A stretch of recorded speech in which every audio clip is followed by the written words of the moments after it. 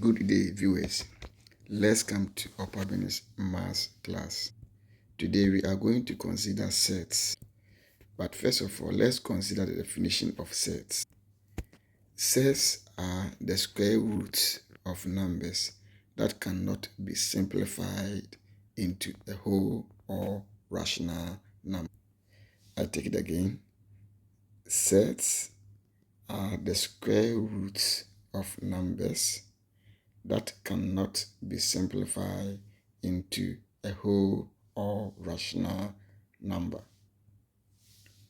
For instance, when we take root 5, we cannot simplify root 5 any longer. So when we take root 6, the same thing, root 7, root 8, root 10, etc. So they all classified as sets. Remember, sets are also called non-perfect squares. Sets are also called non-perfect squares. They are called non-perfect squares because when you put them on a calculator, say root 5, we cannot get the exact value of root 5. Again, when you take root 6 and you put root 6 on a calculator, you cannot get the exact value of root 6, and therefore we say sets are also referred to as non-perfect squares. Let us consider this. Root 1, root 4, root 9, root 16, root 36, etc. are not sets. They are not classified as sets, but they are perfect squares. Why do you call these numbers perfect squares?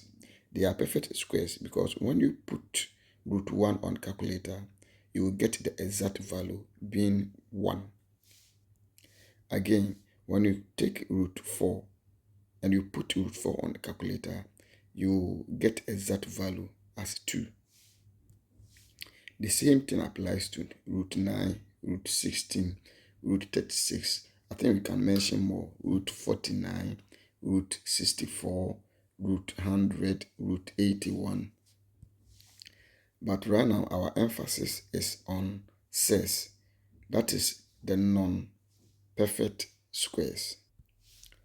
Let us now consider how we can reduce sets into its simplest form or its basic form. For instance, if I write root 3 is in its simplest form. When I write root 7 is in its simplest form. But if I write root 8 is seen as said, but it is not in its simplest form, and therefore can further be put into simplest form. When you are asked to put root 8 into its simplest form, how is it going to be? The moment you are asked to put root 8 into its simplest form, what you need to do is that you need to look for two numbers in which when multiply, you get 8, but one of them should be a perfect square. So we can observe from root 8 that when I multiply root 4 by root 2, I can easily get root 8. But remember, root 4 is a perfect square and root 2 is non-perfect square, which is also referred to as said. So here, root 4 will give us 2 when we put it on a calculator and we multiply by root 2. So here, 2 multiplied by 2, 2 multiplied by root 2 will give us 2 root 2. This is the simplest form in which we can put root 8 into. Let us quickly look at more examples of this nature. Example: simplify each of the following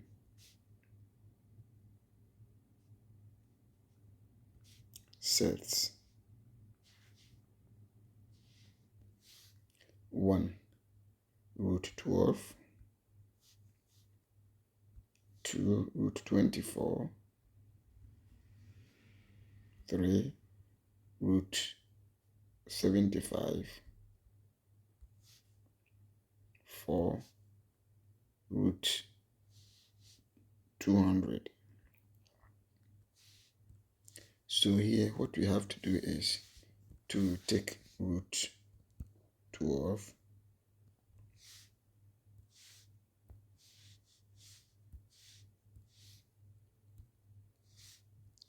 and then we decide which two numbers in which one multiply to give 12, in which one of them is a perfect square. So here we can think of root 4 multiplied by root 3. Here root 4 can be seen as 2, which is square root of 4 is a perfect square, so it can be seen as 2 multiplied by root 3, which is a third. So here 2 multiplied by root 3 will give us 2 root 3. Again, let's pick the second one, which is root 24.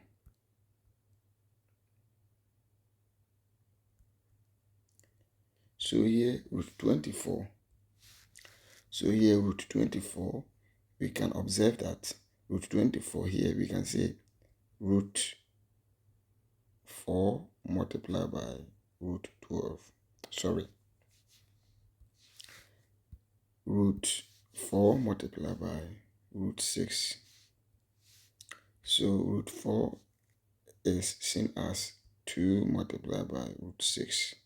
So here root 4 is seen as 2. So 2 multiplied by root 6 will give us 2 root 6. Remember, we have other way in which we can also put this one.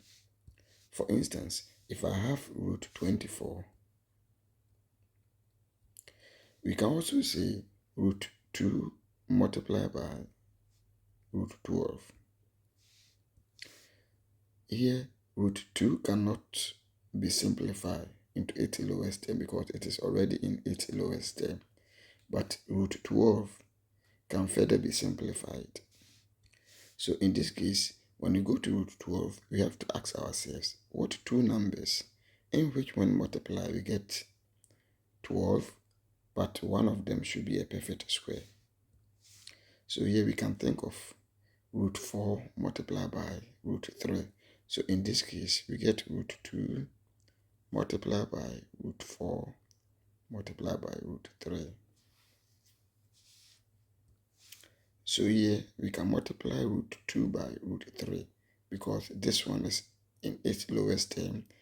Root 3 is also in its lowest term. Therefore, we multiply root 2 by root 3 to get root 6. And then root 4 will also give us 2 because root 4 is a perfect square. We multiply by root 6. So here we get 2 root 6. So when you compare this answer to this answer, they are all the same. But the only thing is, it is convenient to look for two numbers in which when multiply to get the 24, in which one of them will be a perfect square, instead of you to go through this procedure. Let us look at the next question, which is question 3, root 75. Root 75.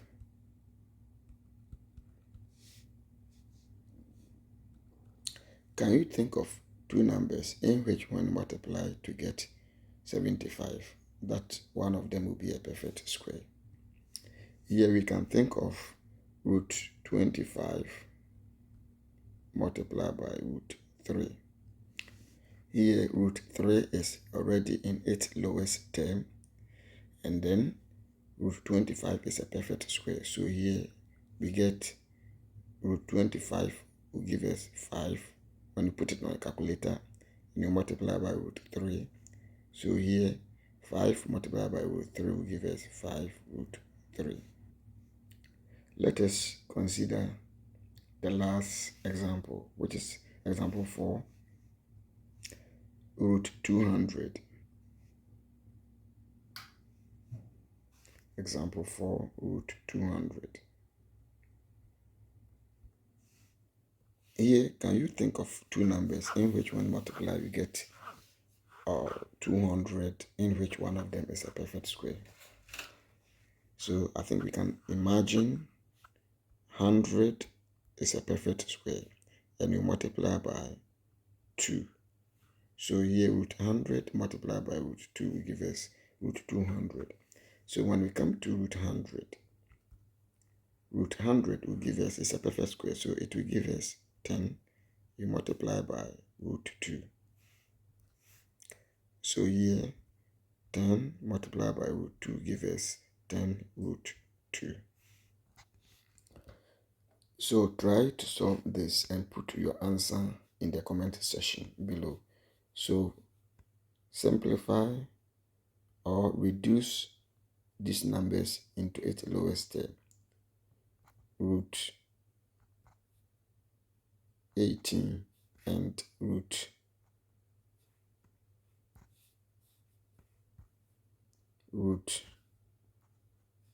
72.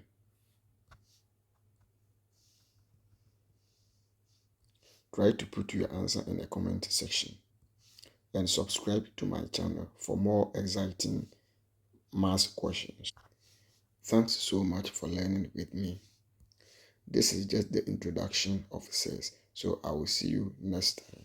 Bye bye.